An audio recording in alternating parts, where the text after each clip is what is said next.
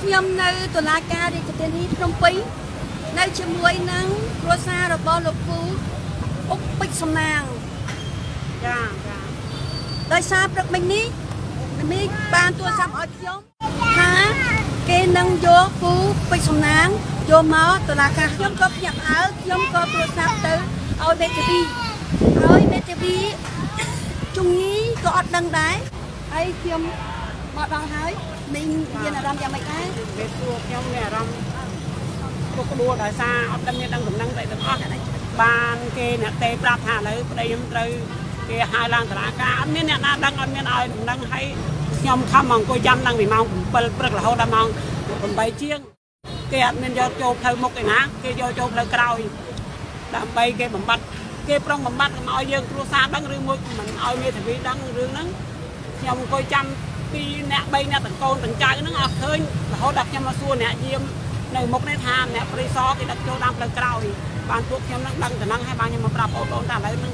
លោកសំណាងឡើងដល់លើហើយចូលតាមផ្លូវក្រោយអត់មានដឹងទេផ្លូវមុខនឹងគួរចាំអត់ឃើញនេះខ្ញុំបានសួរមេធាវីហើយព្រឹកនេះគេមិនមែនយកមកកាត់ទោសលោកពូទេអត់មានសវនាការទេក៏ប៉ុន្តែក៏ជានៅក្នុងការដំណើរការនៃការកាត់សេចក្តីដែរនៅក្នុងការសាកសួរចាដូច្នេះទោះបីជាយ៉ាងណាពេលណាក៏ដោយ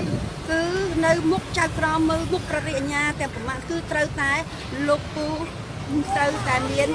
មេធាវីណាហើយពូបើមានតែពូម្នាក់ទេដែលអាចថាខ្ញុំអត់មានត្រូវការមេធាវីប៉ុន្តែអ្វីដែលខ្ញុំយល់ឃើញថាជាការមិនត្រឹមត្រូវដោយសារនៅចៅក្រមលោកដឹងថាពូសំណាងគឺមានមេធាវីការពីក្តីរបស់គាត់គឺលោកជុងចងីហេតុអ្វីបានជាមិនផ្ដល់ដំណឹងជូនទៅដល់មេធាវីរបស់គាត់ពីព្រោះនៅពេលនៅមុខចៅក្រមនៅពុកប្រជាប្រ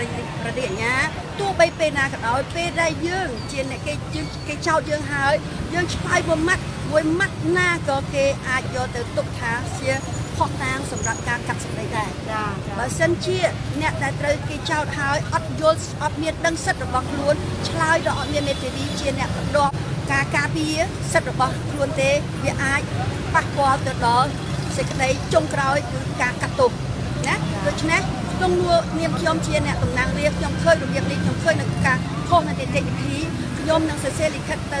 រដ្ឋមន្ត្រីក្រសួងយុតិធម៌ដើម្បីសូមឲ្យចៅក្រមស៊ើបអង្កេតនេះលោកកៅមនីមានឆ្លើយនៅ